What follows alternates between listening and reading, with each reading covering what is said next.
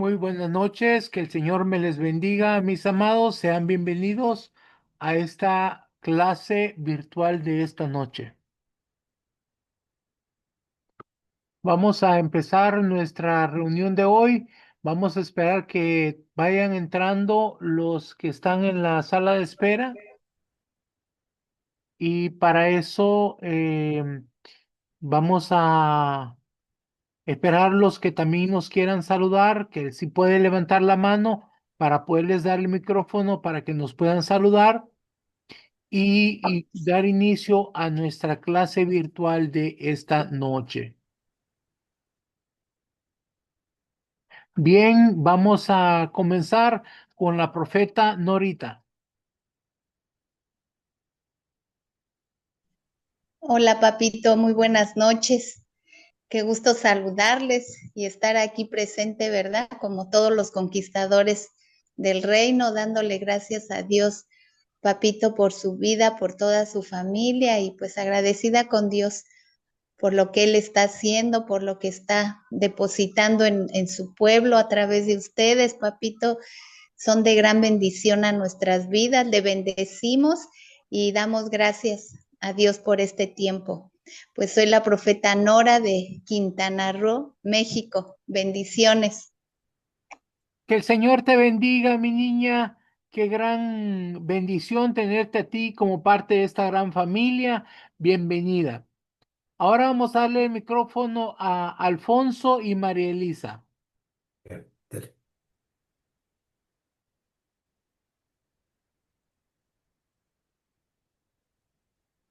Buenas noches, papito.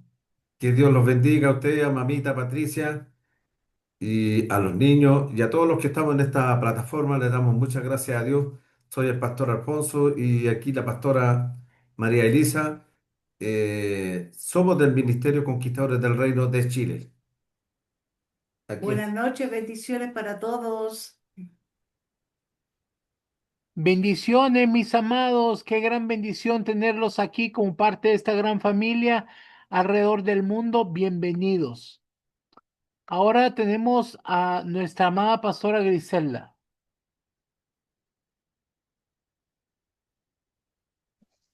Hola, buenas noches, conquistadores. Buenas noches, mi conquistador mayor, mi apóstol, su familia, su bella familia, a todos mis hermanos de la fe, desde Lima, Perú, Griselda Peña, expectante con el contenido de esta clase, como siempre, y esperando en el Señor, pues sea de un provecho extraordinario para todos nosotros.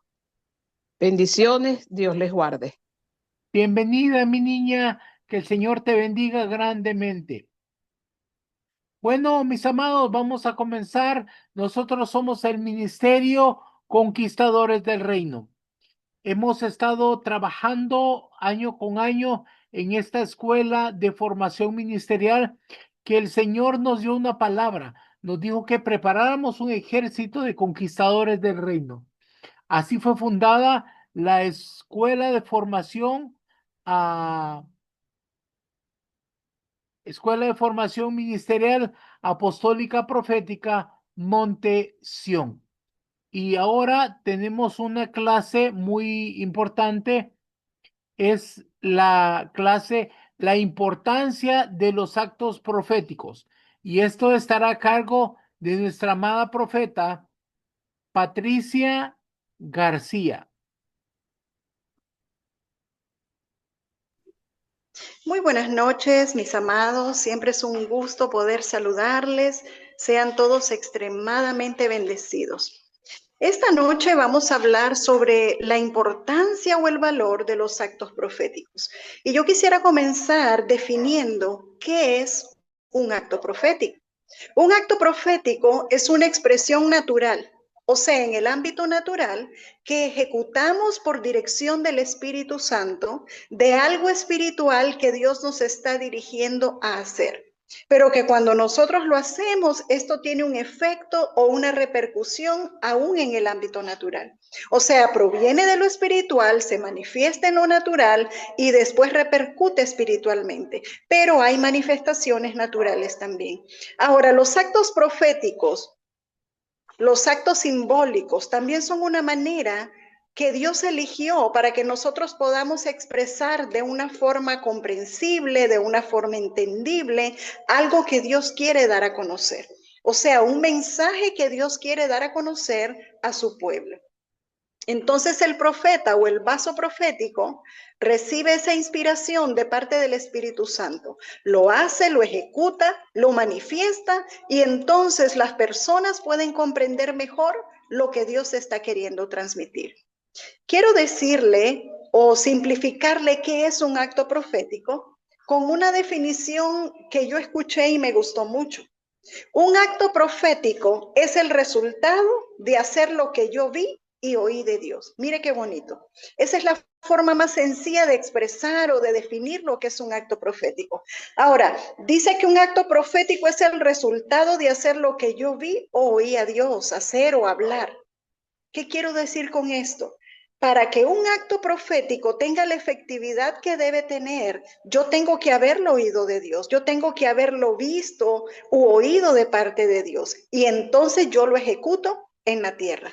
Si no ha provenido de Dios, no va a tener la misma eficacia, porque yo pudiera inventarme muchas cosas. Yo pudiera decir, me gustaría hacer tal cosa, o sería bueno hacer esta otra, pero si no fue el Espíritu Santo de Dios quien lo inspiró, si no fue una instrucción dada por Dios, si no fue algo que yo vi que Dios hacía en el ámbito del Espíritu, entonces solamente va a ser una imitación, va a ser una idea, una imaginación, pero no va a tener la eficacia y el poder que tiene un genuino acto profético que se originó en la mente de Dios o que nació del corazón de Dios. Así que espero que usted esté recibiendo y que usted se esté compenetrando con este tema, porque, amado, yo creo que el pueblo de Dios es un pueblo profético y que debe vivir de actos proféticos y debe estar haciendo actos proféticos continuamente. Mire, yo misma me encuentro cada día, muchas veces, haciendo actos proféticos que tal vez en el momento no sé que lo son, sino que recibo de parte del Señor, voy a hacer tal cosa, y después me doy cuenta y digo, wow, esto era un acto profético. A veces voy caminando por la calle y el Señor me dice que declare algo sobre ese territorio, y yo lo hago, yo voy declarando, por ejemplo, que el territorio le pertenece al Señor Jesucristo o que toda tiniebla retrocede, lo que el Señor me diga que haga. Muchas veces nos encontramos aún en la cocina haciendo actos proféticos. ¿Le ha pasado alguna vez? A mí me pasa muy seguido. A veces no sabemos si lo que estamos cocinando tiene buen sabor o no. Y podemos a veces profetizar sobre tal vez la sopa que estamos haciendo por una inspiración divina. Y de pronto los que toman la sopa dicen, pero qué deliciosa está, ¿qué fue lo que le puso? Y tal vez fue que declaramos una palabra sobre ella por dirección del Señor. Hay muchas expresiones proféticas externas que vienen siendo una proclamación visible de verdades espirituales. Por ejemplo, le voy a mencionar quizás las más conocidas o las que nosotros hacemos con más frecuencia, pero vuelvo y repito, esto se hace cuando recibimos la instrucción de Dios. Una de ellas es el ungimiento con aceite. Yo recuerdo en una ocasión que el Señor nos dijo que ungiéramos el punto central de Nicaragua. Me dijo específicamente que lo buscáramos en el mapa y que debíamos ir y ungir el lugar. Y a mi esposo le dijo que antes de entrar a la ciudad íbamos a encontrar un río y le dijo que debíamos ungir ese río con aceite. Y así fue. Justo antes de llegar a la ciudad, encontramos el río exactamente donde el Señor dijo. Y nos bajamos y ungimos el río con aceite porque esa fue la instrucción del Señor. Y mi esposo declaró lo que el Señor le dijo que declarara. Después nos enteramos que ese río tocaba gran parte de los ríos de Nicaragua. Y sabemos que algo espiritual pasó en ese lugar, que fue el resultado de haber hecho algo que el Espíritu de Dios nos indicó que hiciéramos. Y a veces el resultado no va a ser inmediato, no es que usted declara o es el acto profético y lo ve inmediatamente. Usted lo puede ver tiempo después, pero cada acto profético que usted hace, tiene que hacerlo con fe, tiene que hacerlo creyendo que si Dios le dijo que lo haga, es porque Dios ya actuó y usted va a ver la manifestación. Por ejemplo, el uso de banderas y estandartes. Incluso tiene que ver con banderas de los países. En un momento de adoración o un momento de intercesión, tal vez por su nación o otras naciones, que tal vez el Señor le ha puesto en el corazón para que usted interceda, y usted puede tomar la bandera y declarar con ella en la mano. Ese es un acto profético. También podemos utilizar mapas.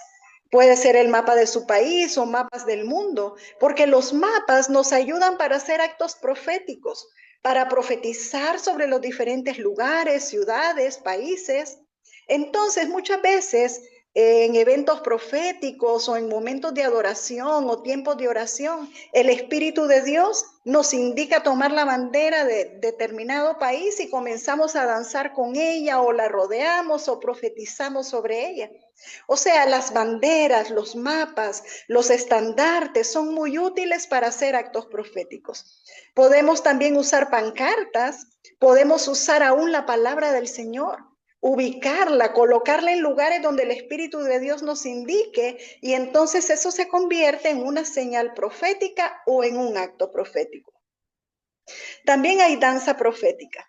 Y aún la danza coreográfica puede convertirse en una danza profética si es inspirada por el Espíritu Santo y si lleva consigo la intención de comunicar un mensaje o de establecer una declaratoria de parte de Dios para el mundo o para los que vayan a ver la danza, ¿verdad? También podemos utilizar mantos y pañuelos para hacer actos proféticos. Y yo quiero aclararles algo. No es que los mantos tengan un poder mágico o especial. No es que el pañuelo esté súper ungido. Puede ser el pañuelo que usted usa para sonarse la nariz. Mire, no hay ningún problema. Puede ser la toalla que usted tiene en la cocina. Puede ser algo que tenga a la mano. Usted lo puede usar para hacer un acto profético según el Espíritu de Dios le indique. A lo mejor a alguien Dios le dice, mueve tu pañuelo como si fuera la onda de David para matar al gigante. Y entonces usted lo hace. Y si no hay un pañuelo, usted podría hacerlo sencillamente con el movimiento de la mano. Pero usted está haciendo una declaratoria espiritual. O sea, usted le está hablando al mundo espiritual y sabe que las tinieblas perciben y saben lo que usted está declarando. Y si eso fue dirigido por el Espíritu Santo, amado mío, tenga la certeza de que va a haber un efecto. Ahora, el sonido del chofar. Yo espero que todos ustedes ya sepan lo que es un chofar. Un chofar es un cuerno de carnero o de antílope que fue quitado de la cabeza del animal, obviamente cuando el animal ya fue sacrificado. Y el chofar en la antigüedad, y aún lo usan en Israel, sirve como para hacer un llamado, una convocatoria. A veces es una convocatoria a una asamblea santa o sagrada, y a veces una convocatoria a la guerra. Pero un chofar hoy en día puede usarse, si lo sonamos bien, puede significar algo muy importante. El chofar tiene ciertas curvaturas, o sea, el chofar fue torcido a fuego, a calor, y luego fue metido en el agua. Ahora, el chofar hoy en día, más que usarse para una convocatoria como se hace en Israel o como se hizo en tiempos pasados, hoy en día el chofar es más que todo un símbolo profético. ¿Por qué digo esto? Porque el chofar representa el ministerio del profeta.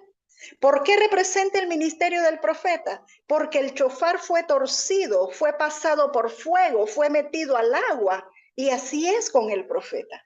Entonces el chofar viene a representar hoy en día el ministerio del profeta.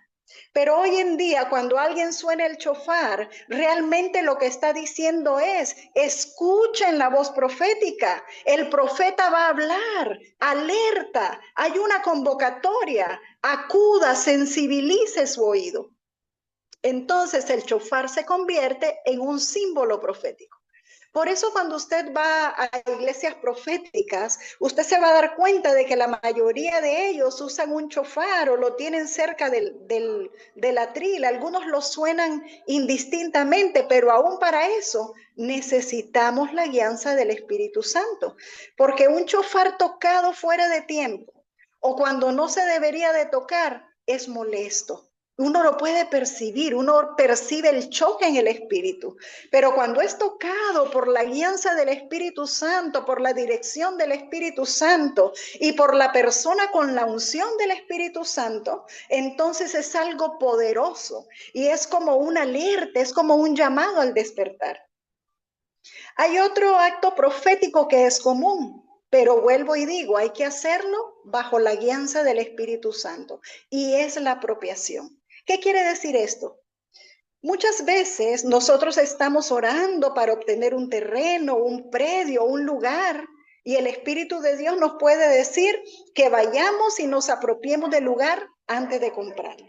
Eso es un acto profético de apropiación, que quiere decir que nosotros estamos tomando posesión espiritual de ese territorio.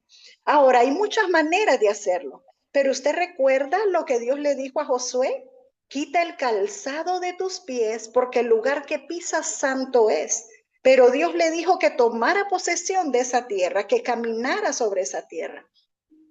Los actos proféticos son poderosos y hay gran cantidad de maneras de cómo hacerlos. Hay quienes clavan estacas, por ejemplo. Si el Espíritu de Dios le indica que ponga estacas en el Espíritu, o algunas lo van a hacer naturalmente. Hacen las estacas de madera y van y las clavan en un territorio para declarar que es propiedad del Señor. Pero si no tenemos la estaca física o no tenemos una piedra o un señuelo o algo, podemos sencillamente en el espíritu declarar que estamos poniendo las estacas del territorio que le pertenece al Señor. Y así podemos hacer todo lo que el Espíritu Santo nos indique hacer, que está basado en su palabra. Ahora, todo esto de lo cual hemos hablado, que tiene que ver con actos proféticos, es parte de la restauración que el Señor está trayendo a su pueblo, de cosas que el enemigo le robó a la iglesia. Porque si usted ve a través del Antiguo Testamento y aún en el Nuevo Testamento, estamos llenos de actos proféticos que hicieron los profetas o la gente profética, y de pronto como que eso ya no se hizo más.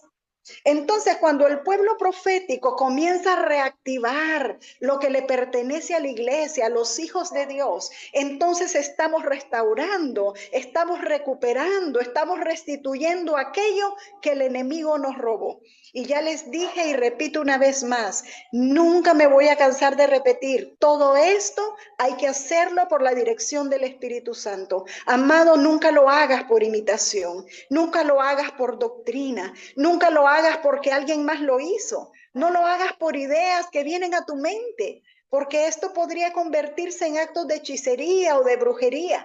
Tiene que ser por la dirección del Espíritu Santo y con la certeza de que Él te lo dijo, que tú lo viste, que tú lo oíste de parte de Dios. Los profetas del Antiguo Testamento, ellos llevaban a cabo muchas acciones que al interpretarse daban a conocer verdades que Dios quería manifestar. Le voy a mencionar algunos, otros los vamos a leer en la Escritura. Mire, hubieron 2 ocasiones en las cuales el profeta Moisés actuó como un sanador proféticamente hablando. Pero es interesante que estas 2 ocasiones que fueron dirigidas por Dios mismo, por Jehová Dios, eran actos proféticos. Así que se los voy a mencionar. Una es cuando Dios le indica a Moisés colocar un árbol en las aguas amargas de Mara, para que las aguas se volvieran dulces. Ese fue un acto profético. Y en esa ocasión sabemos que el árbol o el tronco significaba Cristo, el árbol de la vida. Pero realmente fue un acto profético porque ese tronco que Moisés agarró en ese momento para meterlo en las aguas de Mara no tenía nada en particular, no tenía nada importante, ninguna propiedad como para absorber la amargura, sino que fue un acto profético el cual Dios respaldó y el agua se convirtió de amarga en dulce. Otro acto profético fue cuando el pueblo de Israel estaba murmurando contra Dios. Y entonces Dios mandó serpientes ardientes que los mordieran. Pero el pueblo mismo clamó y Dios tuvo misericordia y le dijo a Moisés que hiciera una serpiente de bronce enrollada en un asta y que la levantara en un lugar alto, de manera que aquellos que eran mordidos por la serpiente, si ellos levantaban su mirada, si miraban el asta con la serpiente enrollada, iban a ser sanados de la mordedura de la serpiente. En esa ocasión, esa serpiente enrollada en el asta representaba al Señor Jesucristo, que cuando estaba retorcido en el madero, por su llaga nos dio sanidad, que en él se fueron todas las enfermedades, todas las maldiciones, todas las rebeliones. Ese fue un acto profético, porque lo que Moisés hizo era una serpiente de bronce enrollada en un asta, pero que tipificaba al Señor Jesucristo. Entonces, esta era una señal profética. Y lo que Moisés hizo fue un acto profético que fue poderoso para traer sanidad al pueblo en ese momento. Le menciono otro acto profético. Cuando el profeta Eliseo echó harina en la olla de sopa. ¿Usted recuerda? Estaban reunidos los aprendices de profetas, los hijos de los profetas, y entonces Eliseo mandó a uno de sus discípulos, aprendices, a recoger hierbas del monte para hacer una sopa para todos los que estaban en esa convocatoria profética. Y los aprendices se equivocaron. Y ellos trajeron unas calabazas silvestres que estaban intoxicadas, eran venenosas. Y entonces uno de ellos dijo, hay muerte en esa olla. Y el profeta Eliseo pidió harina y colocó harina en la olla. Esto es un acto profético. Ahora, el que haya muerte en la olla significa que puede haber una doctrina adulterada, algo que es malo para nuestra vida espiritual. Entonces el profeta Eliseo recibió la dirección de Dios de declarar que esa harina tenía en ese momento la propiedad para absorber todo el veneno y descontaminar la olla, para que todos pudieran comer o tomar de ese potaje. Bien, les voy a hablar de otro acto profético, y es cuando el profeta Eliseo le pide a Joás, rey de Israel, que golpee la tierra con saetas. ¿Qué significaba esto? ¿Cuántas veces Siria iba a ser derrotada? Vamos a leerlo en Segunda de Reyes, capítulo 13, versículos 17 al 19. Y dijo, abre la ventana que da al oriente. Y cuando él abrió, dijo Eliseo, tira. Y tirando él, dijo Eliseo, saeta de salvación de Jehová y saeta de salvación contra Siria, porque herirás a los sirios en Afec hasta consumirlos. Y le volvió a decir, toma las saetas. Y luego que el rey de Israel las hubo tomado, le dijo, golpea la tierra. Y él la golpeó 3 veces y se detuvo. Entonces el varón de Dios, enojado contra él, le dijo, al dar 5 o 6 golpes hubiera derrotado a Siria hasta no quedar ninguno, pero ahora solo 3 veces derrotarás a Siria. Fíjese que aquí quien hizo el acto profético fue el rey Joás, pero él lo hizo por instrucción del profeta Eliseo. Claro, como el rey Joás no era un profeta, él se quedó corto en el acto que hizo y solo golpeó las saetas 3 veces. Entonces el profeta Eliseo lo reprendió. Eliseo entendía el poder del acto profético que se estaba haciendo, pero el rey no lo entendía, solo estaba siguiendo las instrucciones del profeta. El profeta Isaías, dice la escritura, que se quitó el calzado, que se desnudó, que anduvo con las nalgas al aire por 3 años. ¿Y qué era lo que quería simbolizar? ¿Qué era este acto profético o este símbolo profético? Que así iba a ser llevado prisionero a Egipto y Etiopía en manos de los asirios. Vamos a leer Isaías capítulo 20, versículos 3 y 4. Y dijo Jehová, de la manera que anduvo mi siervo Isaías, desnudo y descalzo 3 años, por señal y pronóstico sobre Egipto y sobre Etiopía, así llevará el rey de Asiria a los cautivos de Egipto y los deportados de Etiopía, a jóvenes y ancianos, desnudos y descalzos, y descubiertas las nalgas para vergüenza de Egipto. Mire qué tremendo. Qué duro, amados, para el profeta Isaías que le pidieran a él ser ese símbolo profético. Usted se imagina. Pero sabe, él fue obediente a la instrucción del Señor. Entonces la vida de Isaías, el personaje, él mismo era el símbolo profético, el acto profético.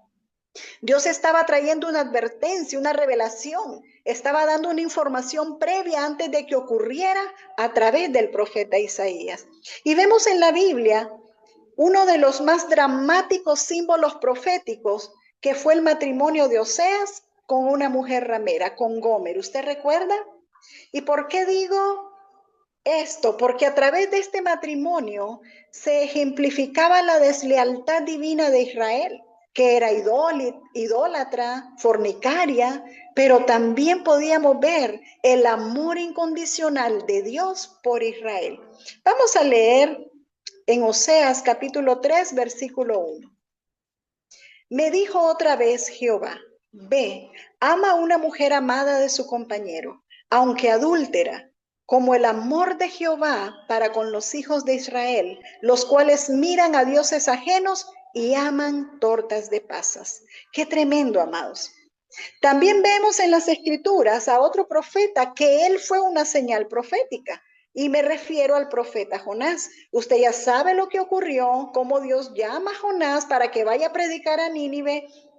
Él está huyendo, no quiere ir a Nínive, va y toma un barco, pero lo toma en la dirección contraria. O sea, en vez de irse a Nínive, él se va a Tarsis. Y cuando él está navegando hacia Tarsis, dice que el mar se puso bravísimo, que se revolvió y fue tremendo, amados, hasta que lo sacaron los capitanes del barco, los marinos del barco lo botaron y él cayó en el mar revuelto. Y dice que vino una bestia marina. Algunos dicen que era un leviatán, otros solamente dicen que fue un gran pez, y los niños chiquitos dicen que era una ballena, y ese gran pez se tragó a Jonás. Y dice la escritura que el profeta Jonás estuvo 3 días y 3 noches en el vientre del pez hasta que el gran pez lo vomitó en tierra. Jonás fue una señal profética y Jesús mismo lo recordó en el Evangelio de Mateo capítulo 12, versículos 38 al 40. Jesús habla acerca de la señal profética. Vamos a leerlo. Mateo 12, versículos 38 al 40. Entonces respondieron algunos de los escribas y de los fariseos diciendo, Maestro, deseamos ver de ti señal. Él respondió y les dijo, la generación mala y adúltera demanda señal, pero señal no les será dada, sino la señal del profeta Jonás. Porque como estuvo Jonás en el vientre del gran pez 3 días y 3 noches, así estará el Hijo del Hombre en el corazón de la tierra, 3 días y 3 noches. Entonces fue muy evidente, ¿verdad?, que Jonás mismo fue una señal profética. Y esto fue un acto profético denotando que el Señor Jesucristo iba a estar en las profundidades de la tierra o iba a estar en ultratumba 3 días y 3 noches, pero que iba a salir vivo después de eso, como le ocurrió a Jonás. El profeta Jeremías es un profeta que usa muchos actos proféticos y muchos símbolos proféticos. Uno de ellos es cuando quiebra una vasija, que significa un quebrantamiento total para que el Señor lo haga todo de nuevo. Vamos a leer Jeremías 19, versículos 10 al 11. Entonces quebrarás la vasija ante los ojos de los varones que van contigo y les dirás, así ha dicho Jehová de los ejércitos, así quebrantaré a este pueblo y a esta ciudad, como quien quiebra una vasija de barro que no se puede restaurar más, y en Tofet se enterrarán, porque no habrá otro lugar para enterrar. Qué tremendo, amados, que Dios diga, como no se puede restaurar más, hay que quebrarlo del todo. Y vemos cómo Jeremías, él fue el artífice de este acto profético. Ahora, muchas veces los profetas usaban un objeto, un artículo, como una enseñanza más gráfica y a menudo le daban connotaciones o le atribuían simbolismos a estos objetos. Por ejemplo, usted recuerda el árbol de almendros, significaba el que vela, o sea, el vigilante. Y lo vemos en Jeremías capítulo 1, versículos 11 y 12. Vamos a leerlo. La palabra de Jehová vino a mí diciendo, ¿qué ves tú, Jeremías? Y dije, veo una vara de almendro. Y me dijo Jehová, bien has visto, porque yo apresuro mi palabra para ponerla por obra.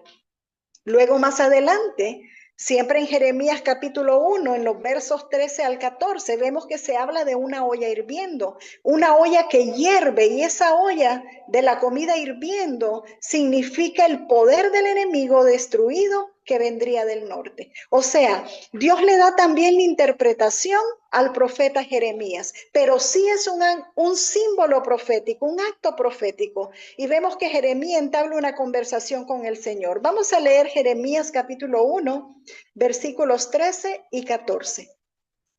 Vino a mí la palabra de Jehová por segunda vez diciendo, ¿qué ves tú? Y dije, veo una olla que hierve y su faz está hacia el norte. Me dijo Jehová, del norte se soltará el mal sobre todos los moradores de esta tierra. También vemos otro artículo que se utilizó en el caso de Jeremías, una faja de lino. Y eso quiere decir o describe el castigo de la cautividad en Babilonia para Judá. Vamos a leerlo en Jeremías capítulo 13, versículos 1 al 11.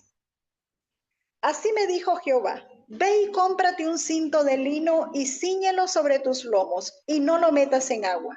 Y compré el cinto conforme a la palabra de Jehová y lo puse sobre mis lomos. Vino a mí segunda vez la palabra de Jehová diciendo, toma el cinto que compraste, que está sobre tus lomos, y levántate y vete al Éufrates, y escóndelo allá en la hendidura de una peña. Fui pues y lo escondí junto al Éufrates, como Jehová me mandó. Y sucedió que después de muchos días me dijo Jehová, levántate y vete al Éufrates, y toma de allí el cinto que te mandé esconder allá. Entonces fui al Éufrates y cavé y tomé el cinto del lugar donde lo había escondido. Y he aquí que el cinto se había podrido, para ninguna cosa era bueno. Y vino a mí palabra de Jehová diciendo, así ha dicho Jehová, así haré podrir la soberbia de Judá y la mucha soberbia de Jerusalén. Este pueblo malo que no quiere oír mis palabras, que anda en las imaginaciones de su corazón y que va en pos de dioses ajenos para servirles y para postrarse ante ellos, vendrá a ser como este cinto que para ninguna cosa es bueno. Porque como el cinto se junta a los lomos del hombre, así se juntará a mí toda la casa de Israel y toda la casa de Judá, dice Jehová, para que me fuesen por pueblo y por fama, por alabanza y por honra, pero no escucharon. Mire qué tremendo, mis amados. Sencillamente con una faja, con un cinto de lino, pero vemos que Dios a través de este acto profético da un mensaje poderoso al pueblo.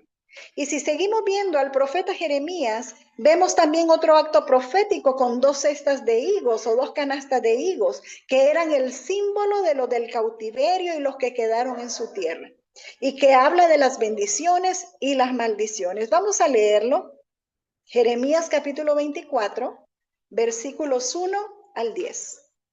Después de haber transportado Nabucodonosor, rey de Babilonia, a Jeconías, hijo de Joacim, rey de Judá, a los príncipes de Judá y los artesanos y herreros de Jerusalén, y haberlos llevado a Babilonia, me mostró Jehová 2 cestas de higos, puestas delante del templo de Jehová. Una cesta tenía higos muy buenos como brevas, y la otra tenía higos muy malos, que de malos no se podían comer. Y me dijo Jehová, ¿qué ves tú, Jeremías? Y dije, higos buenos, muy buenos, y malos, muy malos, que de malos no se pueden comer. Y vino a mí palabra de Jehová diciendo, así ha dicho Jehová, Dios de Israel, como a estos higos buenos, así miraré a los transportados de Judá, Dios de Israel, a los cuales eché de este lugar a la tierra de los caldeos, para bien, porque pondré mis ojos sobre ellos para bien, y los volveré a esta tierra y los edificaré, y no los destruiré, los plantaré y no los arrancaré, y les daré corazón para que me conozcan que yo soy Jehová, y me serán por pueblo, y yo les seré a ellos por Dios, porque se volverán a mí de todo su corazón. Y como los higos malos que de malos no se pueden comer, así ha dicho Jehová, pondré a Sedequías, rey de Judá, a sus príncipes y al resto de Jerusalén que quedó en esta tierra, y a los que moran en la tierra de Egipto, y los daré por escarnio y por mal a todos los reinos de la tierra, por infamia, por ejemplo, por refrán y por maldición, a todos los lugares a donde yo los arrojé. Y enviaré sobre ellos espada, hambre y pestilencia, hasta que sean exterminados de la tierra que les di a ellos y a sus padres. Mire qué tremendo. Está muy claro, ¿verdad? Tremendo acto profético, sencillamente con una cesta de higos. Si hubiera sido para nosotros, o tal vez en nuestro tiempo, probablemente hubiera sido una canasta con naranjas. Pero sabe, los higos son muy típicos en Israel. Dios también le habla al profeta Ezequiel y le da instrucciones específicas acerca de hacer un acto profético que era muy poderoso en el mundo espiritual en relación a su nación. Amados, es posible que ahora mismo el Espíritu Santo de Dios pueda darle instrucciones a alguien de hacer algo similar para bendecir a su nación. Quizá Dios hoy mismo te esté dando una dirección profética para hacer un acto para bendecir a tu país y declarar la luz, declarar la bendición, declarar la prosperidad, declarar la rectitud sobre nuestro país, sobre nuestra nación y aún sobre los gobernantes. Vamos a leer en el libro de Ezequiel, capítulo 4, versículos 1 al 7. Tú, hijo de hombre, tómate un adobe y ponlo delante de ti, y diseña sobre él la ciudad de Jerusalén, y pondrás contra ella sitio, y edificarás contra ella fortaleza, y sacarás contra ella baluarte. Y pondrás delante de ella campamento, y colocarás contra ella arietes alrededor. Tómate también una plancha de hierro y ponla en lugar de muro de hierro entre ti y la ciudad. Afirmarás luego tu rostro contra ella y será en lugar de cerco y la sitiarás. Es señal a la casa de Israel. Y tú te acostarás sobre tu lado izquierdo y pondrás sobre él la maldad de la casa de Israel. El número de los días que duermas sobre él llevará sobre ti la maldad de ellos. Yo te he dado los años de su maldad por el número de los días, 390 días. Y así llevarás tú la maldad de la casa de Israel. Cumplidos estos, te acostarás sobre el lado derecho segunda vez y llevarás la maldad de la casa de Judá 40 días. Día por año te lo he dado.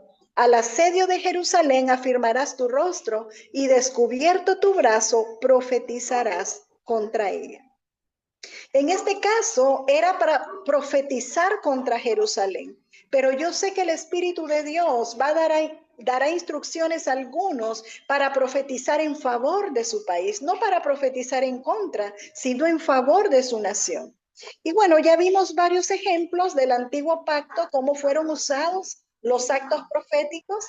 En el nuevo pacto, ¿sabe? El Señor me ponía algo. Él mismo comenzó en el libro de los Hechos haciendo un acto profético. Y es cuando estaban todos unánimes, juntos, en el aposento alto, que estaban para celebrar Pentecostés y que vino un viento recio y se posaron sobre ellos llamas como de fuego. Ese fue un acto profético, porque esas llamas no eran fuego, eran como de fuego. Fue una visión espiritual. Aún el viento recio fue un acto profético que representaba una conmoción, aún de los cimientos.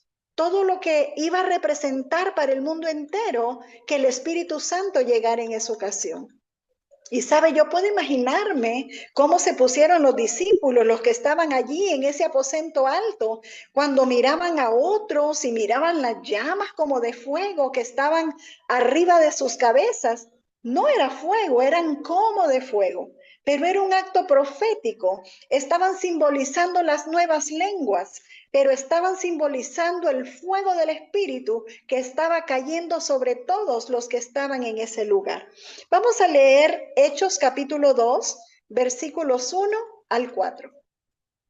Cuando llegó el día de Pentecostés, estaban todos unánimes juntos, y de repente vino del cielo un estruendo como de un viento recio que soplaba, el cual llenó toda la casa donde estaban sentados, y se les aparecieron lenguas repartidas como de fuego, asentándose sobre cada uno de ellos, y fueron todos llenos del Espíritu Santo, y comenzaron a hablar en otras lenguas, según el Espíritu les daba que hablasen. Mire qué tremendo. Dios mismo haciendo un acto profético. También vemos otro acto profético que es muy conocido en el libro de los Hechos. ¿Usted recuerda cuando el profeta Agabo, alguien que era muy reconocido como un profeta de oficio, él utilizó un cinto para darle al apóstol Pablo un mensaje acerca de las prisiones que le podían sobrevenir en Roma? Y todos entendieron el mensaje. Obviamente, aunque el apóstol Pablo no acató, ¿verdad? Él dijo que él ya sabía que le esperaban sufrimientos, que le esperaban prisiones, pero dijo que él siempre iba a ir por amor del nombre del Señor. Vamos a leerlo en Hechos capítulo 21, versículos 10 al 11.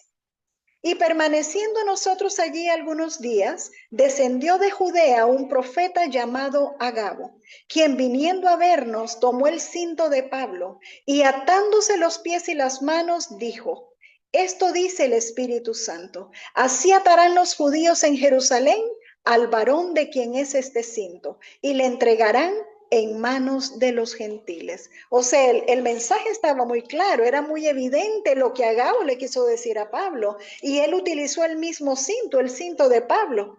¿Sabe que los actos proféticos se usan mucho en la guerra espiritual estratégica? Porque Dios puede ordenarnos hacer algo y profetizar sobre una ciudad, hacer actos proféticos, y uno puede desatar juicio sobre una ciudad, pero también restauración, también restitución.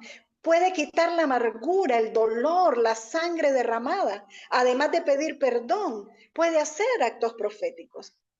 Muchas veces el Espíritu Santo nos indica que en los lugares donde hubo sangre derramada, derramemos vino, porque el vino es el gozo y entonces quita el dolor y el luto de la sangre derramada. Yo recuerdo en una ocasión que el Señor nos dijo que debíamos ir al lago de Granada, el lago más grande de Nicaragua, y que derramáramos vino. También nos dijo que esa era una puerta muy importante, y yo entiendo que por ahí es por donde ingresaron los españoles cuando llegaron a esta tierra, y lo más seguro es que ahí hubo mucho derramamiento de sangre. Por eso el Espíritu Santo nos dijo que derramáramos vino. Pero amados, es muy importante ser obedientes a las instrucciones que el Espíritu Santo nos da. No se trata de que a mí se me ocurrió, sino que es lo que yo escuché, que es lo que el Espíritu de Dios me está diciendo. Debemos estar prestos a lo que el Espíritu Santo quiere decirnos. Y bueno, no voy a seguir dando tantos ejemplos, solo le voy a mencionar algo en Apocalipsis. Mire, Apocalipsis es un libro de revelación profética y está lleno de símbolos proféticos.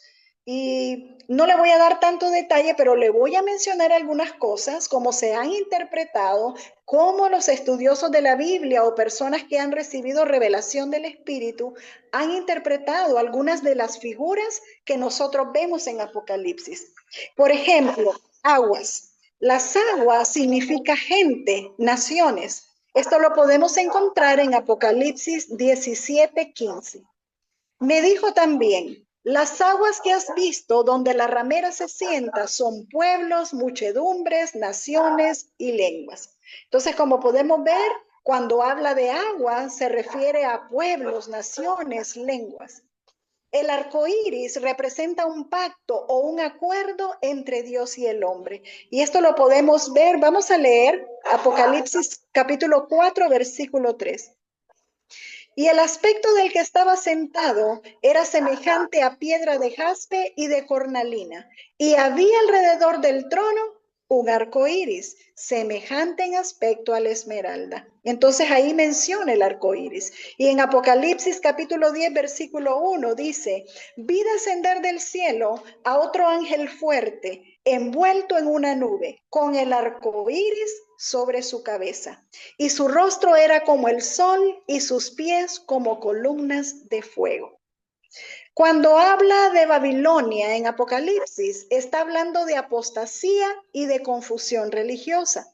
Esto lo encontramos en Apocalipsis capítulo 18, versículos 2 al 3.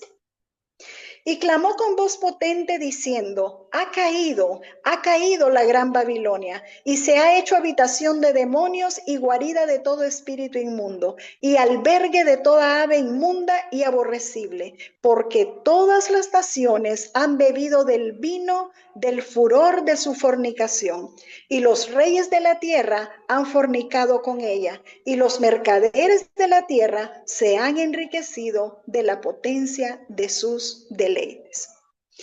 Cuando habla de la doctrina de Balaam, está hablando de un compromiso idolátrico. Vamos a leerlo en Apocalipsis capítulo 2, versículo 14. Pero tengo unas pocas cosas contra ti, que tienes ahí a los que retienen la doctrina de Balaam, que enseñaba a Balac a poner tropiezo ante los hijos de Israel, a comer de cosas sacrificadas a los ídolos y a cometer fornicación.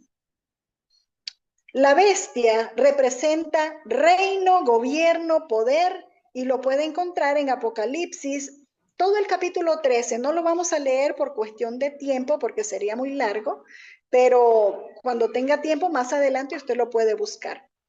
Cuando habla del color blanco, significa pureza, y esto lo encontramos en Apocalipsis 6, 2 y 7, 9. Lo vamos a leer. Apocalipsis capítulo 6, versículo 2. Y miré, y he aquí un caballo blanco, y el que lo montaba tenía un arco, y le fue dada una corona, y salió venciendo y para vencer.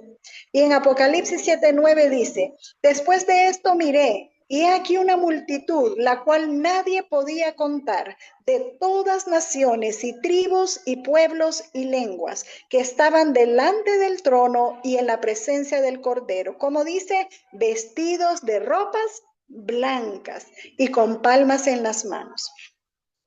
También cuando habla de caballos en Apocalipsis, tiene que ver con batalla, tiene que ver con lucha, tiene que ver con guerra. Y esto lo puede encontrar en Apocalipsis capítulo 6, versículos 2 al 4.